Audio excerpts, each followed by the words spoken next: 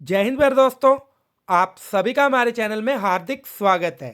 दोस्तों आज की वीडियो में हम बात करेंगे Himachal Pradesh JVT entrance exam 2025 के बारे में। तो मैं आपको बता दूं ये जो हमारा आज का सेशन है इसमें हम हिंदी व्याकरण से रिलेटेड ऐसे क्वेश्चंस के बारे में डिस्कशन करेंगे जो कि बार बार एग्जामिनेशन में पूछे जाते हैं। तो मुझे उम्मीद है आप इस वीडियो में शुरू से लेकर एंड तक बने रहेंगे। तो चलिए प्यारे दोस्तों, माँ सरस्वती का नाम लेकर इस मोस्ट इंपोर्टेंट वीडियो को स्टार्ट किया जाए। जय मां सरस्वती।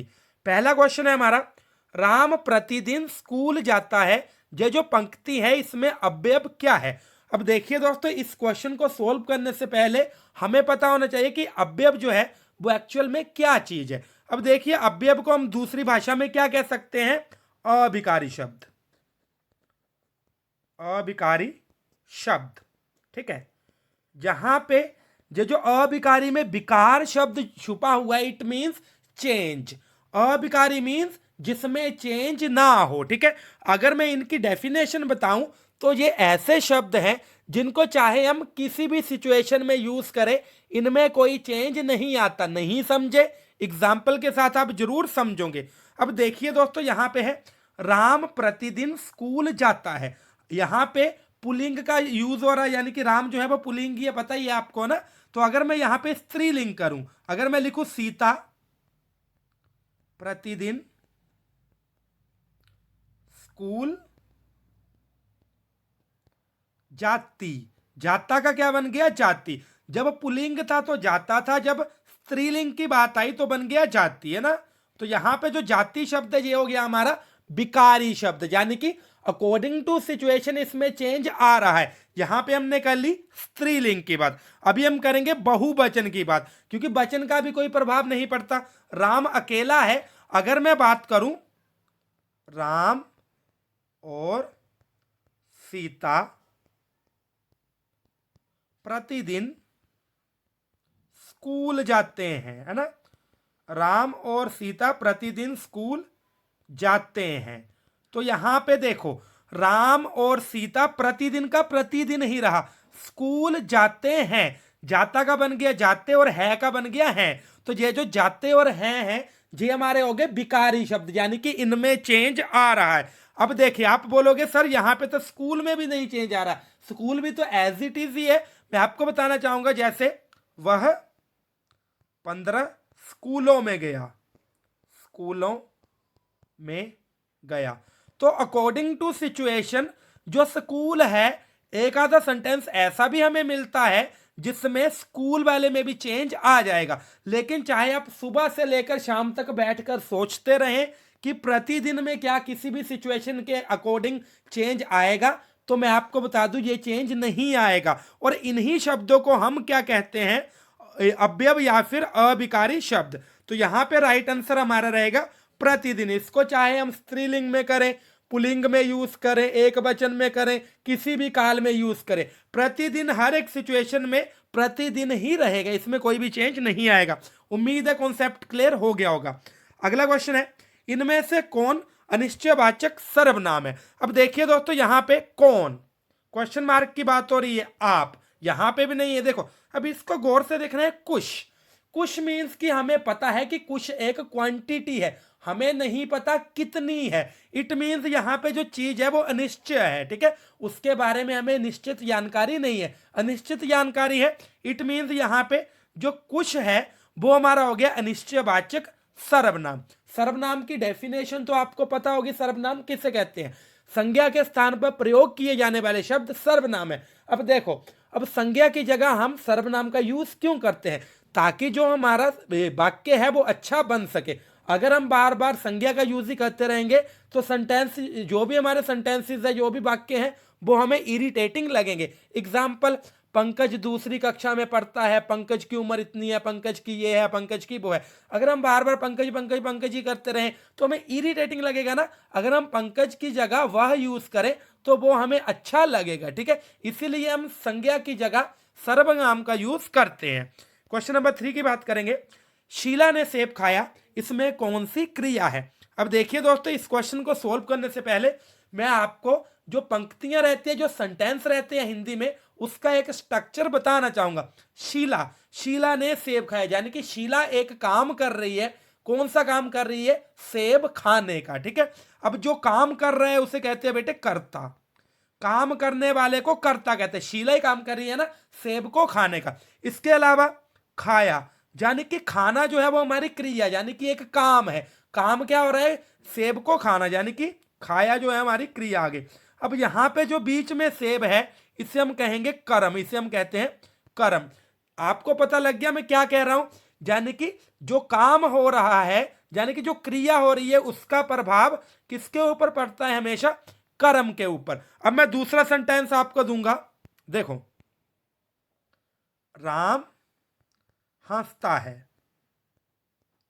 हंसता है या फिर हंस रहा है। ठीक है, राम हंसता है या फिर हंस रहा है। अब देखो यहां पे तो आ गया कर्ता, ठीक है, राम कर रहा है, हंसना आ गया हमारी एक्टिविटी यानी कि क्रिया। क्या आपको यहां पे कहीं भी कर्म दिख रहा है? कर्म आपको नहीं दिख रहा होगा। तो इस तरह के जो सिंपल सेंटेंसेस है उनको हम क्या कहते हैं? इसमें कर्म नहीं है ना, इसको हम कहते हैं अकर्म। ठीक है, अकर्मक क्रिया, यानी कि शीला ने सेब खाया, बीच में सेब आ रहा है, कर्ता हो गई हमारी शीला, खाया यानी कि क्रिया हो रही है, और बीच में जो सेब है वो हमारा आ गया क्या आ गया हमारा यहां पे कर्म। ठीक है, अब देखो सकर्म, शीला ने सेब खाया, इस वाक्य में या इस सेंटेंस में कर्म है ना, सेब हमारा आ गया कर्म, तो ये जो क्रिया है वो हमारी आगे सकर्मक क्रिया। ठीक है दोस्तों, नेक्स्ट क्वेश्चन है हमारा, भाषा का मूल रूप कौन सा है? अब देखिए दोस्तों, मैं आपको बताना चाहूंगा भाषा का जो मूल रूप है, इसमें बहुत सारी कंफ्यूजन रहती है, लेकिन यहां पे जो राइट आंसर है वो रहेगा मौखिक। ठीक है, ऐसा मैं क्यों कह रहा हूं? क्योंकि यहां पे जो भाषा शब्द है ये संस्कृत की धातु जो है भाष से लिया गया है। ठीक है, और भाष का जो है वो मीनिंग क्या रहता है? मुंह से बोलना, यानी कि मौखिक रूप में बोलना। तो यहां पे जो भाषा है, अगर हम इसके मूल रूप या इसके शाब्दिक अर्थ की बात करें तो इसे हम क्या कहते हैं? मौखिक, यानी कि बोलकर अपनी बात दूसरों तक पहुंचाना। तो भाषा का मूल रूप है बेटे मौखिक। ठीक है, आगे हमारा क्वेश्चन नंबर 5 है, ऊष्म व्यंजन का उदाहरण कौन सा है? ऊष्म ऊष्म ऊष्मा क्या होती है? यहाँ पे गर्मी। ठीक है, अब देखो ऊष्म व्यंजन सबसे पहले आपने बोल के देखना है। बोल के देखो ज, फिर बोल के देखो ह, ज्ञ, झ। आपने सब बोल के देखे। आपने एक चीज नोट की होगी, जब हम ह बोल रहे हैं, बोलो ह, तब आपको लग रहा होगा हमारे मुंह से गर्म हवा निकल रही है। गोइंग टू रिपीट, जब भी हमने ह बोला हमें लगा हमारे मुंह से गर्म हवा निकल रही है। इट मीन्स ये हमारा ऊष्म व्यंजन है। ऊष्मा किसे कहते हैं? गर्मी को। ठीक है, तो यहां पे जो राइट आंसर है हमारा रहेगा ऑप्शन बी, यानी कि ह। अगला क्वेश्चन है जी हमारा, व्यंजन के साथ स्वर जिस रूप में होता है उसे स्वर की क्या कहते हैं? सिंपल सी बात है बेटे, इसमें कोई सोचने वाली बात ही नहीं है। मात्रा कैसे? देखो क हमारा जी आ गया एक व्यंजन, क को लगाया मैंने ए, क्या बन गया? के। इसके अलावा क को मैंने लगाई ई, क्या बन गई? ई। ठीक है, की बन गया यहाँ पे हमारा। अब यहाँ पे आपने एक चीज नोट की होगी, ये जो मात्राएं हैं ये सभी हमारे क्या है? स्वर है। देखो क के साथ मैंने क्या लगाया? ए, क्या बन गया?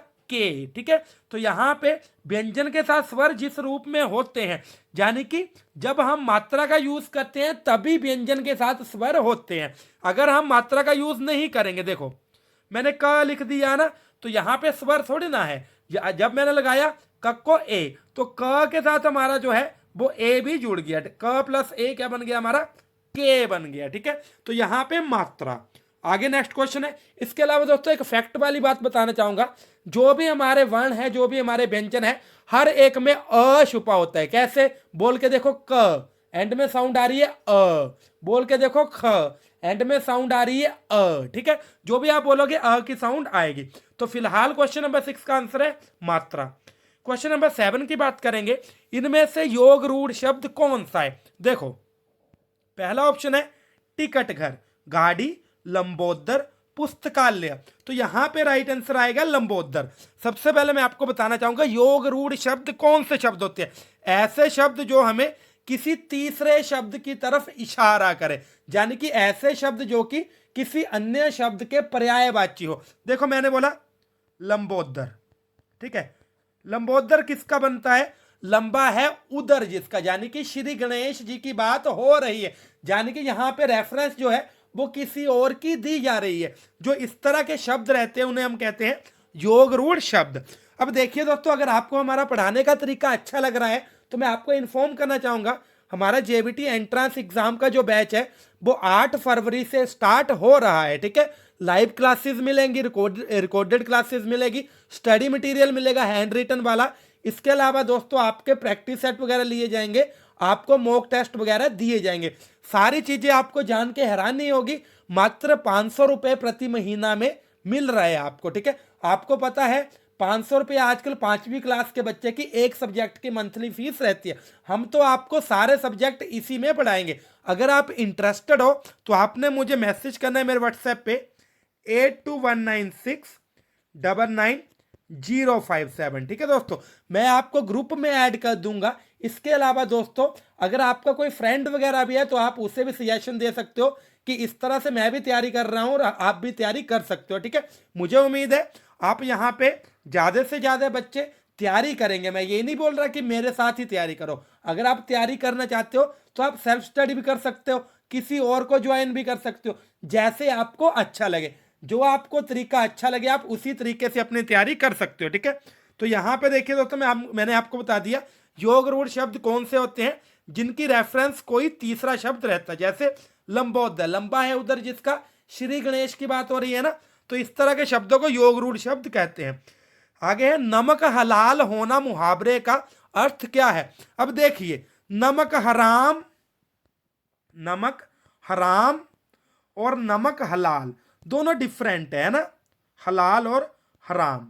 ठीक है, नमक हराम यानी कि गद्दारी कर देनी, नमक हलाल यानी कि गद्दारी ना करना ना, उसी के साथ रहना। अब यहां पे अगर हम बात करें ऑप्शंस क्या है, कृतघ्न धोखा देना, कृतज्ञ अपमान करना। अब यहां पे धोखा देना अपमान करना तो हमें पता है, लेकिन अगर हमें व्याकरण की डीप नॉलेज होगी तभी हमें पता होगा कृतघ्न और कृतज्ञ जो है वो क्या चीजें हैं। तो मैं आपको बताना चाहूंगा कृतघ्न का मीनिंग होता है जी एहसान फरामोश, एहसान फरामोश यानी कि जो कि किसी का एहसान, किसी का कर्ज भूल जाए। जैसे मैंने आपके साथ अच्छा किया, वो उस अच्छाई को भूल ही जाए, उसे हम कहते हैं कृतघ्न। कृतज्ञ को हम क्या कहते हैं, शुक्रगुजार, शुक्रगुजार। ठीक है, तो अगर हम देखें नमक हलाल का मीनिंग भी तो यही रहता है, यानी कि नमक का मूल्य चुकाने वाला। जैसे गद्दारी ना करना, ठीक है, वफादार बने रहना, तो जो वफादार बने रहता है वो शुक्रगुजार होता है ना। तो यहां पे कृत गए इसका सही आंसर रहेगा। 9 की बात करेंगे, ड वर्ण का उच्चारण स्थान निम्नलिखित में से कौन सा होगा। ठीक है, ड वर्ण का जो उच्चारण स्थान है बेटे वो इनमें से कौन सा होगा। देखो कंठ, मूर्ध्य, तालु, दंत। अब आप बोल के देखें ड ड ड, आपने देखा होगा तो जो हमारी जीभ है वो जो हमारे ऊपर वाले दांत है उसकी ऊपर वाली परत को टच हो रहे हैं ना, ये जो ऊपर वाली परत है। अब देखो बोल के देखना ड ड, जो हमारे अंदर यानी कि ऊपर वाले जो दांत है उनके जो ऊपर की दीवार है वहां पे टच हो रहे हैं, और उसको हम क्या कहते हैं, मूर्धा। देखो जैसे ट ठ ड ढ। ठीक है, आपने देखा होगा ये जो पूरा हमारे सीक्वेंस है ये इसी में आ रहे हैं, मूर्ध्य में। तो आपने बोल के देखना है, आपको पता लग जाएगा कि उच्चारण स्थान कौन सा है। मुझे उम्मीद है ये चीज भी आपको पता लग गई होगी। जब आप हमारा बैच लोगे तो सारी चीजें आपको बिल्कुल अच्छे से करवाई जाएंगी, बिल्कुल डीप तरीके से करवाई जाएंगी। ठीक है, इसके अलावा दोस्तों आपको यूट्यूब पे वीडियो मिल जाएंगे, लेकिन यूट्यूब पे देखिए दोस्तों एक जो हमारा सीक्वेंस है उसको मेंटेन करना थोड़ा मुश्किल होता है, क्योंकि सारे सब्जेक्ट यूट्यूब पे मैंने करने हैं, और जो हमारी बैच वगैरह है उसमें मैंने अलग अलग सब्जेक्ट के एक्सपर्ट टीचर रखे हुए हैं। ठीक है, इसके अलावा क्वेश्चन नंबर 10 है, राम बड़ा चतुर है, इसमें बड़ा शब्द क्या है। अब देखिए राम बड़ा चतुर है, जो चतुराई है ये तो हो गई विशेषता, यानी कि विशेषण आ गया ना। आपको पता है जब भी ऐसे शब्द, जिन शब्दों से हमें किसी भी वस्तु, चीज या संज्ञा, सर्वनाम की किसी की भी विशेषता का पता लगे उसे विशेषण कहते हैं। राम की विशेषता क्या है कि वो चतुर है, बड़ा चतुर है। चतुर तो हमारा हो गया विशेषण, बड़ा चतुर। अब जो हमारी विशेषण है उसकी कितनी मात्रा है, यानी कि चतुरता कितनी मात्रा में है, बड़ी मात्रा में है। ऐसे शब्द जो कि विशेषण की मात्रा को बताए, जैसे राम बहुत तेज तेज है ना, बहुत तेज है। तो तेज होना उसकी क्या है दोस्तों यहां पे विशेषता। और कितनी विशेषता, यानी कि कितना तेज है, बहुत तेज है ना। तो विशेषण की मात्रा को यह दर्शा रहा है, कितनी मात्रा में तेज है, बहुत मात्रा में तेज है। तो ऐसे शब्दों को प्रविशेषण कहते हैं, ठीक है। यानी कि हम यूं भी कह सकते हैं, जब विशेषण की विशेषता को बताता है। जो चतुरता है उसकी विशेषता क्या है कि वो बड़ा चतुर है ना, यानी कि राम की विशेषता है चतुरता, और चतुरता कितनी मात्रा में, बड़ी मात्रा में, बहुत मात्रा में। तो ऐसे शब्दों को हम प्रविशेषण कहते हैं। 11वें क्वेश्चन की बात करेंगे, इनमें से संकर शब्द कौन सा है। हाँ जी, आ गया शंकर शब्द, संकर शब्द। देखो, टिकट घर, अग्नि, प्रिय, त्रिलोचन, है ना। त्रिलोचन कौन सा शब्द है, मैंने आपको अभी बताया। त्रिलोचन किसकी तरफ इशारा हो रहा है, भगवान शिव की तरफ। यानी कि ये हमारा कौन सा शब्द आ गया, आप खुद देखो, योगरूढ़ शब्द आ गया ना। अभी देखो, टिकट घर, टिकट प्लस घर, है ना। घर हमें किसी और भाषा का शब्द लग रहा है, टिकट हमें किसी और भाषा का शब्द लग रहा है। एग्री हो ना आप। घर हमें किसी और भाषा का शब्द लग रहा है, टिकट किसी और भाषा का शब्द लग रहा है। ऐसे शब्द जो कि अलग अलग भाषाओं के मिश्रण से बनते हैं, उन्हें हम क्या कहते हैं, क्या कहते हैं, संकर शब्द कहते हैं। तो यहां पे जो संकर शब्द है वो हो गया टिकट घर। इसके अलावा लालटेन, है ना, रेलगाड़ी, इस तरह से जो है टिकट घर। तो इस तरह से जो शब्द है उनको हम संकर शब्द बेटे कहते हैं ना। क्वेश्चन नंबर 12 है, निम्नलिखित में से शस्त्र का उदाहरण क्या है। हाँ जी, इसमें बहुत बच्चे कंफ्यूज थे, बोलते हमें तो पता ही नहीं लग रहा। अब देखो, चीजें भाई हमारे पास दो, पहली आ गई अस्त्र, दूसरा आ गया शस्त्र, है ना। दो ही चीजें हैं हमारे पास, अस्त्र और शस्त्र, ठीक है। अब जो अस्त्र है बेटे, उनकी खास बात क्या है, वो फेंक कर मारे जाते हैं, यानी कि वो दूर फेंके जाते हैं। लाइक जैसे बाण है, बाण को हम दूसरे बंदे की तरफ चलाते हैं ना, है ना, किसी दूसरे बंदे की तरफ जाता है, उसको हम फेंकते हैं, तो बाण भी हमारा अस्त्र में आ गया। तलवार, तलवार क्या होती है, उसे हम हाथ में पकड़ के रखते हैं। हाँ, तो ऐसी जो चीजें हैं या ऐसी जो औजार है जिनको कि हम अपने हाथों में पकड़ के रखते हैं, तलवार को हाथों में पकड़ के रखते हैं, उन्हें हम कहते हैं शस्त्र। इसके अलावा गोली, गोली भी दूर जा रही है, बम, बम को भी दूर फेंका जा रहा है। तो ये जो बाण, गोली, बम, ये अस्त्र में आ गए, और जो तलवार है वो हाथ में ही पकड़े रखी है, यानी कि इसको हम अपने पास से ही यूज कर रहे हैं। तो ये आ गए हमारे शस्त्र। तो शस्त्र कौन सा उदाहरण हो गया, तलवार। क्वेश्चन नंबर 13, भरपेट में कौन सा समास है। हाँ जी, अव्ययीभाव समास है। क्यों है, क्योंकि आगे उपसर्ग आ रहा है। आप सोचोगे कौन सा उपसर्ग आ रहा है, तो मैं आपको यही बोलूंगा, इसको मैं अच्छे से समझाऊंगा, आपने बस वीडियोस का वेट करना है, ठीक है। अव्ययीभाव समास है। समास सबसे इजी चीज है, इतनी इजी चीज है आप बोलोगे कि यार ये तो कुछ है ही नहीं। आगे है जी, संस्कृत के ऐसे शब्द जो कुछ रूप परिवर्तन के साथ हिंदी में प्रयोग किए जाते हैं, डैश कहलाते हैं, ठीक है। अब देखो, क्वेश्चन को समझना, सबसे पहले संस्कृत के ऐसे शब्द जो कि थोड़ा सा चेंज करके हिंदी में यूज किए जाते हैं, उन्हें हम कहते हैं बेटे, क्या कहते हैं, तद्भव शब्द। यहां पे तत्सम शब्द क्या है, तत्सम शब्द ऐसे है जो कि संस्कृत से उठाकर एज इट इज ही हिंदी में प्रयोग कर लिए जाते हैं। देशज शब्द ऐसे शब्द जो कि क्षेत्रीय भाषाओं से लिए गए हों। विदेश शब्द, आपको पता है भारत पे अलग अलग राजाओं का राज हुआ, अलग अलग सल्तनतें आई, इंग्लिश आई, कभी कोई आ रहा है, कभी मुगल आ रहे हैं ना। तो वहां से जो बाहर से जो लैंग्वेजेस आती हैं उनको हम कहते हैं विदेश शब्द। जब हम बाहर वाली जो लैंग्वेज है उनको अपनी कंट्री में बोलते हैं तो उन्हें हम कहते हैं विदेश शब्द। जब हम अपनी क्षेत्रीय भाषाओं के शब्दों को बोलते हैं, जैसे आपने एक शब्द सुना होगा खदोलू, है ना, खदोलू सुना होगा आपने, तो ये हमारा एक देशीय शब्द, देसी शब्द है ना। तद्भव शब्द ऐसे शब्द जो कि संस्कृत से थोड़ा चेंज करके हिंदी में प्रयोग की जाती है। तत्सम शब्द ऐसे शब्द जो कि संस्कृत से एज इट इज ही हिंदी में प्रयोग किए जाते हैं। एग्जाम्पल है, जैसे मैंने बोला अग्नि, मैंने बेटे क्या बोला, अग्नि, है ना। जब हम हिंदी में सीधा अग्नि यूज कर लेते हैं तो उससे कहते हैं तत्सम। जब हम हिंदी में अग्नि की जगह आग यूज कर रहे हैं, थोड़ा मॉडिफाई कर रहे हैं ना, अग्नि की जगह जब हम हिंदी में आग यूज कर रहे हैं तो उसे हम तद्भव कहेंगे। जब हम सीधा संस्कृत वाला जो शब्द है अग्नि उसको हिंदी में भी अग्नि के रूप में यूज कर रहे हैं, तो हमारा हो गया वो तत्सम शब्द। उम्मीद है आपको क्लियर हो गया होगा। Last question of the day, निम्नलिखित में से यौगिक शब्द कौन सा? अब देखो, रूढ़ शब्द, यौगिक शब्द, योग रूढ़ शब्द, तीन तरह के शब्द है ना। देखो रूढ़ शब्द में यहां पे आपको कॉन्सेप्ट ही बता देता हूं ताकि कोई कंफ्यूजन आए।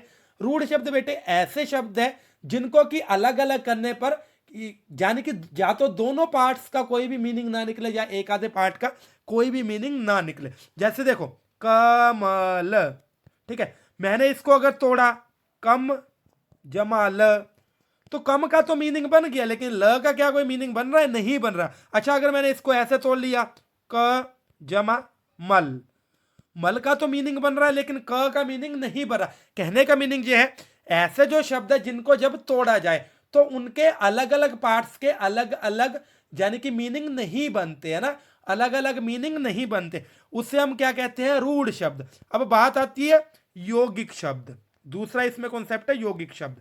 अब देखो पशुशाला, पशुशाला, जब मैं इसको तोड़ रहा हूं पशु जमा शाला, ठीक है, पशु आपको पता है यानी कि जानवरों के लिए यूज करते हैं, शाला मीन्स जगह, ऐसी जगह जहां पे पशुओं को रखा जाता है। जब हमने इसको तोड़ा तो दोनों पार्ट्स के मीनिंग निकल रहे हैं, दोनों जो पार्ट्स है वो मीनिंगफुल बन रहे हैं, तो ऐसे शब्दों को कहेंगे यौगिक शब्द। इसके अलावा योग रूढ़ शब्द तो मैंने आपको बता ही दिए हैं, जो कि किसी तीसरी स्पेसिफिक चीज की प्रेफरेंस देते हैं। अगर आपको ये जो हमारा सेशन है अच्छा लगा होगा, वीडियो को लाइक करना है, चैनल को सब्सक्राइब करना है, हमें आपने इंस्टाग्राम पे भी जरूर फॉलो करना है। साथ ही साथ दोस्तों अगर आप भी हमारा बैच लेने में इंटरेस्टेड हो तो जल्दी करिए, बैच जो है वो हम 8 फरवरी से स्टार्ट कर रहे हैं। थैंक यू, जय हिंद, जय भारत, जय हिमाचल।